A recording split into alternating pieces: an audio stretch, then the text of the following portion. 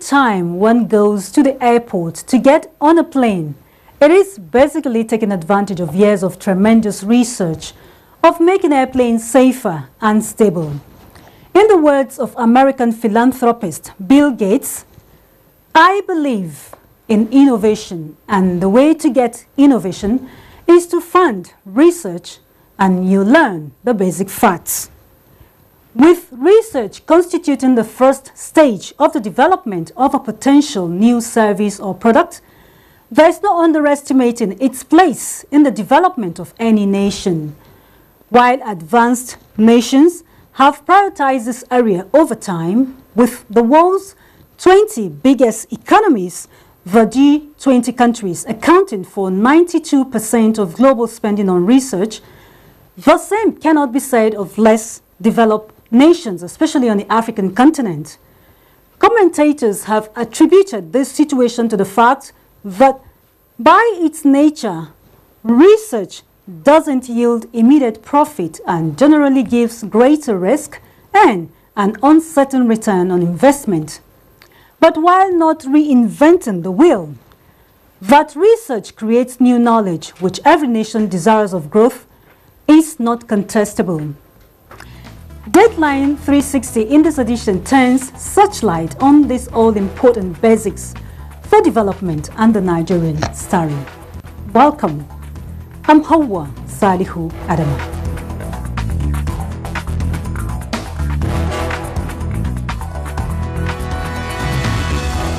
Formalize curiosity, poking and prying with a purpose. Research, that's our business this week. Thanks for rejoining us. It's Dateline 360. Now, the standing of a nation in today's knowledge economy can hardly be divorced from its proficiency in science and technology. This element acts as catalyst for other sectors of the economy, from manufacturing to medicine, communication, agriculture and security. The successful handshake between the research community and the end users ensures this sustained development. Fisayo Gunfui in our lead report explores what he calls the valley of death in the Nigerian experience, which hinders research findings. 3, 2, 1. We have liftoff of Falcon 9. Science, a systematic enterprise that builds and organizes knowledge in the form of testable explanations and predictions about the universe. Technology, the application of scientific knowledge for practical purposes, especially in industry. Man, in his relentless pursuit of excellence and an unquenchable thirst for breaking new frontiers of knowledge to better understand his universe, has often employed these tools to subdue and remodel his environment to lessen his physical burden or limitations. Some say a man's exposure to science and technology grants him new opportunities not immediately apparent to his fellow humans. Science, technology, and innovation form the tripod on which most countries are rated, either as developed or the ones euphemistically called developing nations.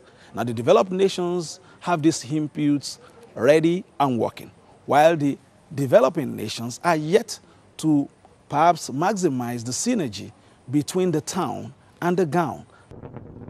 Having worked at the much celebrated National Aeronautics and Space Administration, NASA, United States of America, Nigeria's Femi Agbola has first-hand knowledge of what happens at the highest levels of research in space science and technology, as well as collaborations with industry players. Wistfully and rather nostalgically, he recounts some of his finer moments in research when deep thinking, funding, purpose, and timelines worked in tandem for development. Speed research was concluded. It was to bring about a more efficient aircraft engine that make less noise, and that was completed. GE was there, Boeing was there, BF Goodrich was there, Rolls-Royce joined also from UK, and we completed that. We do the research, and I will tell you, in the initial research that was going on, I was doing tests in a wind tunnel. You know, the cost of my running the one tunnel every night, every day, is about $100,000. I didn't know about the money. Everything was working, but I know the cost because I'm firing natural gas, and in a wind tunnel, I'm burning gas. I'm assimilating what is coming from engine exhaust, the exhaust of aircraft, the exhaust of rockets, the exhaust of military aircraft at the same time, and that costs over $100,000 every night. From the ideal to the unproven idea, science is the same. The goal, the tools, and the researcher. What is different is the environment which lubricates a result-oriented mechanism. We have a large number of research activities in all the areas of the economy that can actually spur this economy beyond where we are now. And we are ready to release all of these research results to the public for utilization. From time to time, we do a lot of these releases through our technology transfer programs. While in the West, centuries of proven research work form the main collateral for grants, and the sheer thirst for new knowledge to give better, faster, and simpler solutions to human existence fuel a cycle of learning, giving, and more learning. In these climes, there is a huge valley of death between research institutions and tertiary institutions on one side, and industries and prospective manufacturers on the other. A hindrance that must be broken by a proof of competence on the one side and willingness on the other. We should have the labs. Because when you come to us with a problem you want us to solve, we go to our labs, we call our staffs, our technical experts, say this is what I have, this is this problem we have. How do we get a solution to it? So some we have to go to the lab, some we can just discuss and use past experience and solve it. But when we have to go to the lab and the lab is not there, then that is the end of discussion. Wealth, job creation, and sustainable development are indices of a thriving nation. But for these elements to come to the fore, there must be a seamless chain from the labs to the shelves and from the shelves to the market. For this to happen, industry players and researchers must work it out to ensure a symbiotic relationship. For Dateline 360, Fisayo Ogunfuyi. Sure, Fisayo, irrespective of the value addition of a research material, adoption and application are the only way of justifying the time and resources invested into it. And that takes us to a critical aspect of national life, which government is currently driving: agriculture. Austin Ayembe in Kaduna, northwest Nigeria, gives us the contribution of research institutes with mandate in crop production, protection and mechanized farming in line with federal government's commitment to the agricultural sector.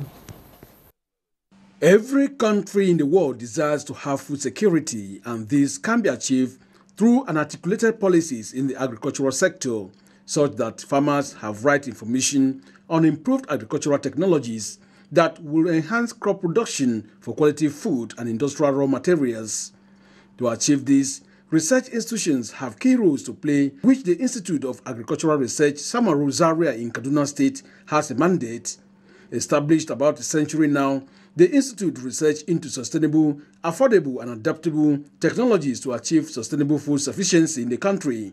The Institute specifically addresses the problems of crop agronomy, including cultivation, planting, and harvesting of crops, such as cereals, legumes, genetic improvement of admixture, such as tomato, fruits, and adding value to produce. The Institute today has been able to release about 52 varieties of maize. And these varieties of maize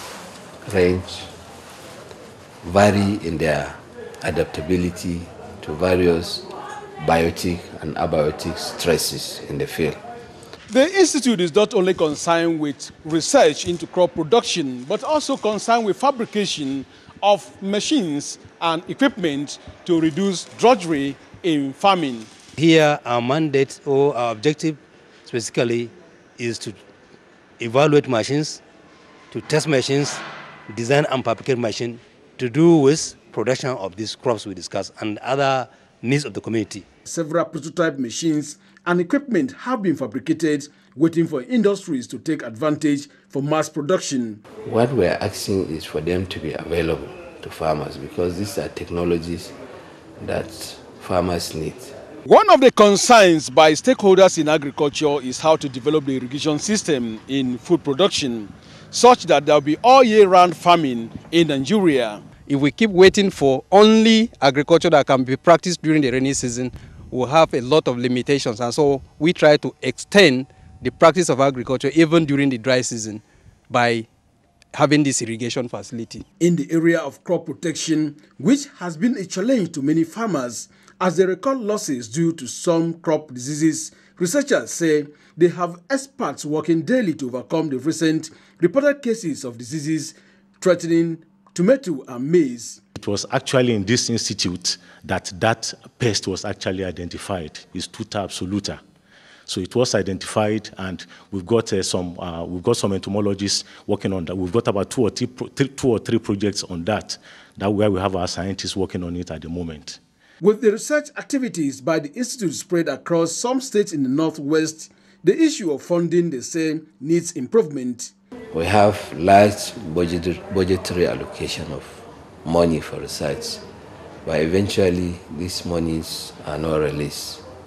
And when they are released, they are not released timely. For example, this year's budget, which we are supposed to start utilizing from January, we could not get fund release for the capital budget until September. And our research is under capital budget. That means the rains have established in May. We are supposed to wait until September before we do research. There is no doubt that Nigeria can develop through agriculture. A visit to the institute reveals that there are enormous potentials. There is a need for government to bridge the gap between the research institute and farmers. In Kaduna, I'm Austin Anyebe reporting for Dateline 360. Again, Austin, the issue of bridging the gap between the institutes and farmers reoccurs. Next on our lineup is the health sector, and Rashida Mustafa Olagunju is on standby. Located in the heart of Idu industrial layout with an intimidating edifice, solemn for its scientific pharmaceutical research and engagement, one would assume the National Institute for Pharmaceutical Research and Development is without challenge. But setting foot into the premises, one is bound to notice some constraints before it. Generally, I would say is lack of appreciation of research, and more directly, the funding is ridiculous. And we have kept saying this. And I don't know, the budgeting process has to improve. This phenomenon is peculiar with most medical research institutes across Nigeria, thereby hindering their performance towards developing and enhancing the nation's health sector. The first National Institute of Medical Research that was founded in Nigeria was located in Yaba, Lagos, around 1920. So between then and now, even though there has been a little transformation, significant impact, but it is not where we are. The research is not where we should be because of a lot of challenges. So the sector over the years has continued to record low indices with health indicators currently below national targets and international set benchmark. Health research is very important. It will drive all other aspects of Nigerian economy. It will promote national health and also provide innovations and discoveries. So when there is not enough funding, those research institutes will not be performing as expected. We also have lack of the needed interdisciplinary, interprofessional collaboration among people that are working in the research institute. In the year 2014, Nigeria was reported to have expended about 198 billion naira on medical tourism. This, most people argued, if spent on research and development, would improve healthcare service delivery. Now, what's the way out? Truth is, if you go to our universities today, as we are talking, there are a lot of data and results in basic research that has been done, that if properly harnessed and developed, there will be solution to a lot of problems that we are wallowing in. Then the next level is the industry. We need to now come in to invest also in applied or development research. So, Hawa, there is no disputing the fact that Nigeria needs to up its game in medical research development based on our interaction with medical experts, as this research will help provide better information and solutions to tackle major and emerging diseases in our country. For Dateline 360, Rashidat Mustafa Olahunju. With the grave manifestation of contemporary and emerging diseases, no time but suits the assertion that health is wealth, and the need to invest that wealth to maintain the health and productivity of the nation. And still on productivity, the next package by Chimobi Walter Nnaji captures a small but important group of fabricators in Nigeria's southeast and the contribution of the informal sector to science and technology as well as economic growth.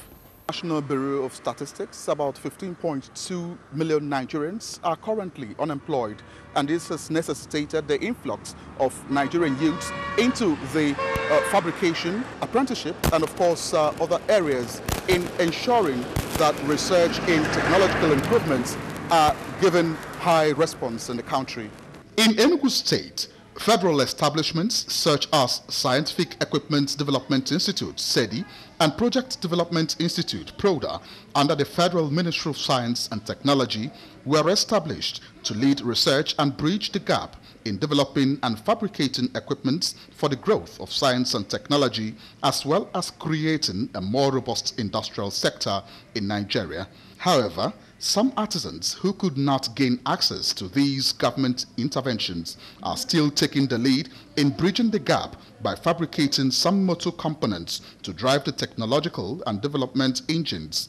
One of such areas in the state is Coal Camp, Enugu, where local fabricators have created a safe haven for themselves in the fabrication sector. Like now, we have some machine that we use to do programming. Like he will get sensor, understand? Nonetheless, a lot of challenges have continued to impede on their ability to contribute meaningfully to the economic development of the nation, and these include paucity of funds, epileptic power supply, and dwindling manpower. How has these artisans and local fabricators contributed to the national economic development of Nigeria? Abia State is not only known prowess, but has potentials in fabrication, shoes and garment making. The ingenuity of the people brought the city into limelight nationally and internationally, which has earned it the accolade Japan of Africa due to its contributions economically to the nation. In order to ensure that the sector continues to contribute meaningfully to the growth of the area, the federal government established the Technology Incubation Center and Common Facilities Center in Aba to enable artisans and fabricators meet international standards. Dateline 360 interacted with some workers at the Common Facilities Center to find out how the center has fared in assisting artisans and fabricators to contribute to the economic growth of Aba, the state, and Nigeria at large. The machines that the fabricators produce enable creation of jobs, employment, enables wealth creation, and also enables economic growth. Although officials of the Technology Incubation Center declined comment, a senior officer who spoke off camera said the center has created many jobs and generated wealth in terms of investments. Similarly, in Onitsha, Anambra State, vehicle parts of different types are fabricated as attested to by their customers, who come from within and outside the country to patronize them. From shock absorbers, shafts and rings to motor engines, all are repackaged to serve as new. We are doing crafty work about something like an engine that knock, which I renew it. They have major challenges of electricity. For the economy of any nation to thrive, it is important that government at all levels pay due attention to the fabricators, the small and medium enterprises, as they are key in the development of every nation. In Enugu, Chimobi Walter Naji for Dateline 360. Very well, Chimobi. Did I hear you say there's no belittling the days of humble beginning? Paying attention to this group is indeed necessary. The Chinese example is a good reference point. And to a last package put together by Abdullahi Garba Brinin Kudu, also on a critical but often neglected group, even though they represent the future. Over now to Abdullahi. Welcome to NTA Arena. As this venue on a yearly basis, more than 200 pupils from all parts of the country display talent and ingenuity, courtesy of the NTA Education Television. My name is Ostinogbe Joan, and I'm from Lagos State. Call it catch them young, and you will not be wrong to find out the extent to which this creativity is achieving its objectives. I visited the 2017 Expo to find out. I have an excavator and also a tipper. Then this is the control server. Then this is the lead-acid battery that powers the whole machines. Then the work of this excavator is to pack sand and stones, and also to uproot trees. Yeah, we have a solar panel and a wind turbine. The solar panel here in the day works. It takes in the solar energy and stores it, then transfers it into the battery to store it, which can be used by both houses, offices, business centers, schools, etc. This is the fertilizer discharge pot. You can apply your fertilizer through it, because if you are using the manual, you are sprinkling the fertilizer. From my introduction, prioritizing research at basic or foundation level is the way to go in achieving national development. Before getting all these jobs together, I'm sure what happened in my state must have happened in other states. That is, the children have done a lot of research work, either through internet or whatever, and even their teachers guiding them in molding the projects they have brought for exhibition. They were able to collate information and then transform and explain to industrialists that have been visiting the stand. Take a look at this creativity, an indication that the future of this nation lies on these great children. Experts say what they require is mentoring, support, and encouragement, and the sky will be their starting point. Reporting for Dateline, Abdullahi Garba. The sky really is the starting point for this and many more undiscovered young Nigerians. But as the old researchers would say, the value really isn't linking the shelves and the markets. In 2012, President Barack Obama requested about 148 billion US dollars for research and development, of which 21% was to fund basic research. The reports packaged by the Dateline 360 team speak for themselves. The Nigerian situation. No matter the ingenuity of an individual, creativity requires input, and that's what research is. Gathering materials with which to build and adapting the building for good of society. We will allow your imagination run and where Nigeria can be if research is prioritized. But you can share your thoughts with us on Dateline 360 at nta.ng or at NTA News Now. Many thanks for your time. Even the heart and soul of good writing is research. Bye for now.